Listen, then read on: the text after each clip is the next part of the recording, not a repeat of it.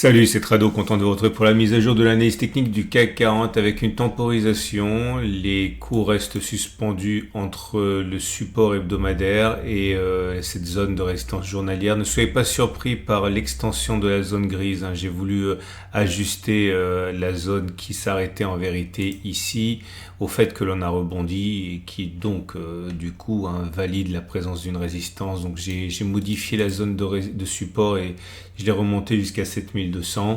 Encore une fois, pour tenir compte du rebond que je n'avais pas a priori anticipé, mais que le marché a envie de respecter. Je vous montre les autres marchés tout de suite, les marchés directeurs. Le TF Monde est toujours très bien orienté. On est en mode correctif, comme on peut le voir, mais dans une tendance haussière. On voit que la structure est toujours déterminée par des pics ascendants et des creux ascendants, donc c'est haussier. Ou si vous préférez, la consolidation en cours ne permet pas d'envisager une inversion de tendance pour l'instant, et ça tant qu'on n'aura pas cassé les 536-532 sur ce TTF Monde CW8. C'est pareil pour le SP500. Il est clair que les marchés veulent prendre leur souffle suite au rallye auquel on a connu suite à l'élection de M. Trump. Mais vous voyez bien, la structure, elle est haussière. Et pour l'instant, ça tient. Tant qu'on n'aura pas cassé la structure haussière, donc tant qu'on n'aura pas cassé ce plus bas ici à 5740, 5696, on ne peut envisager qu'une pause. Finalement, c'est pas la première fois qu'on vient solliciter cette zone. À noter également que on a toujours ici notre îlot de retournement ou îlot de renversement. Je rappelle ce que c'est, j'en ai parlé la dernière fois. C'est un paquet de bougies séparé du reste par un gap. Il y a un gap à la hausse, un gap à la baisse. C'est normalement annonciateur d'un mouvement correctif fort. Alors c'est pas toujours le cas, mais c'est généralement le cas.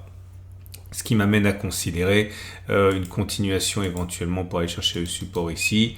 Et le Nasdaq, pareil, on est dans un mode haussier, en mode correctif, dans une tendance qui est haussière, avec une structure qui est clairement, pour l'instant, favorable. Et là aussi, un retour sur la zone de support 20 239 900 est plausible, pas inquiétante, pas significative en tant que telle. Donc on n'a pas cassé cette zone, eh bien on est toujours en structure haussière. Et là aussi, on retrouve notre îlot de retournement, îlot de renversement qui milite pour une continuation de la baisse.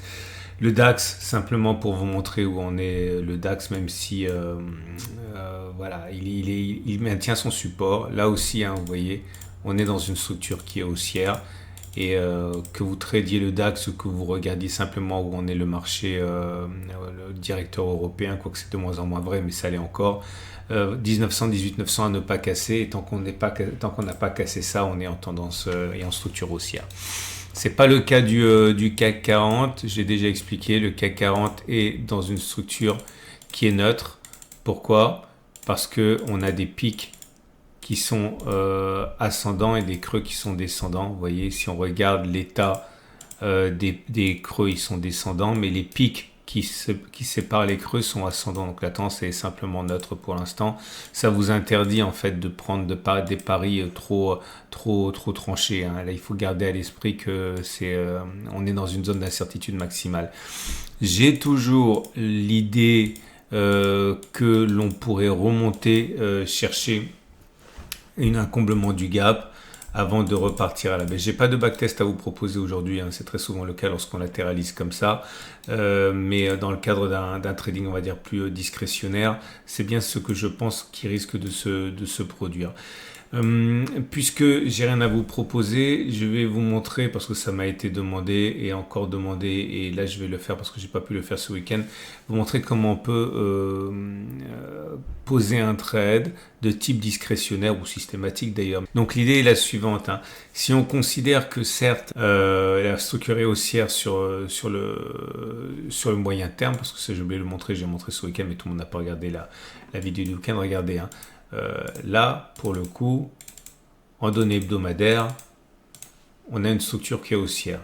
Et on peut vouloir parier sur le fait qu'au-delà des gesticulations de court terme, à terme, on va revenir là.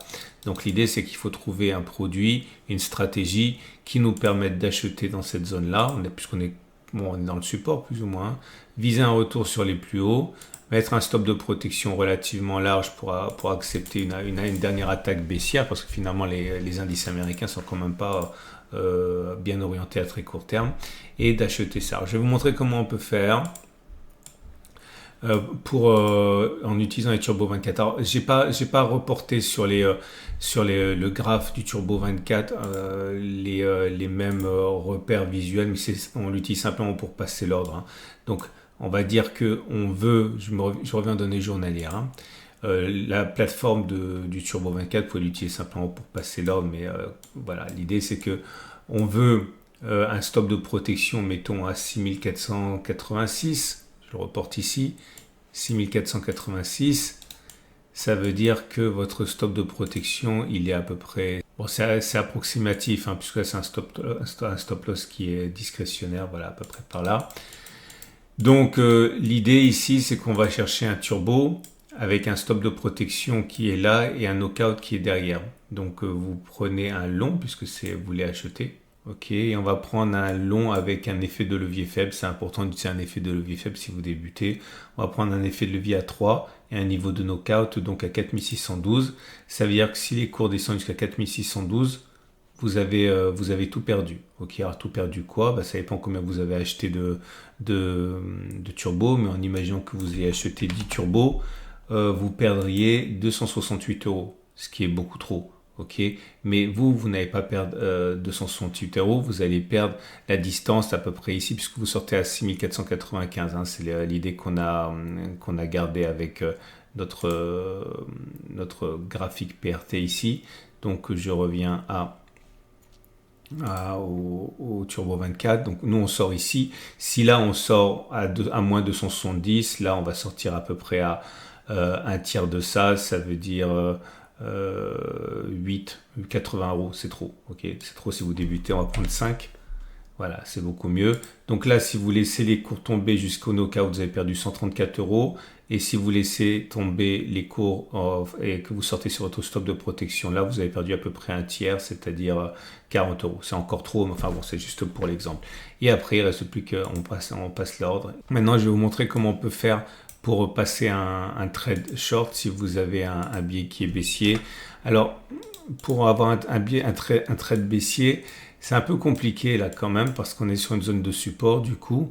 Donc on avance en terrain ennemi, j'ai envie de dire. Les haussiers sont partout ici, mais c'est pas impossible non plus. Moi je vous conseille de monter sur les données 4 heures, ok, et de parier sur le fait que, comme je l'ai déjà dit, on est en structure baissière. Ce que je pourrais envisager, donc, c'est attendre que l'on remonte pour combler le stop de protection, attendre que cela remonte et prendre un trade à ce moment-là.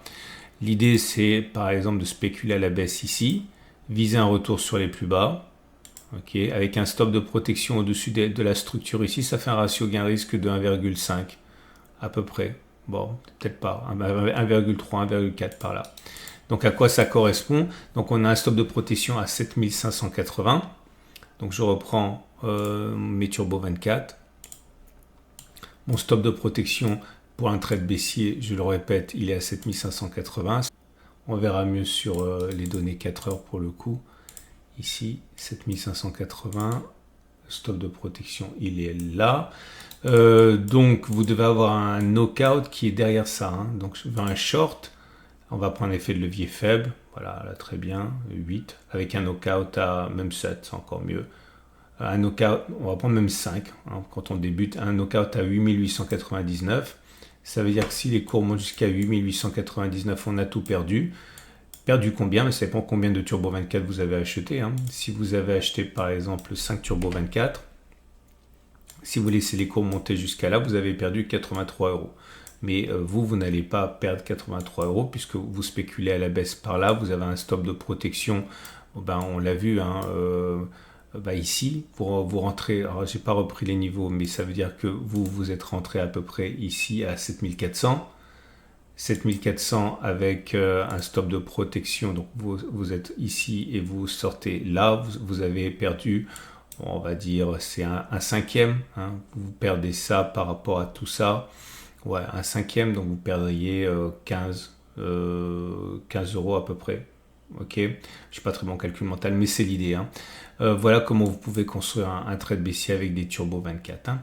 Donc à partir de là, à titre personnel, hein, je suis plutôt favorable à attendre que les marchés américains baissent, qu'ils rebondissent et se mettent dans le sens de la tendance haussière. C'est plutôt ce que je vois, parce que je vous rappelle on a testé la semaine dernière quelque chose qui montrait que lorsque l'on regarde les élections américaines qu'il y a eu depuis l'origine du CAC 40, on a beaucoup plus de chances d'être en progression 3 mois et 6 mois après qu'en baisse. Donc moi, ce que j'aimerais bien, c'est que l'on baisse et puis acheter pour parier sur le fait qu'on sera plus haut dans 3 mois et dans 6 mois sur le CAC 40. Voilà.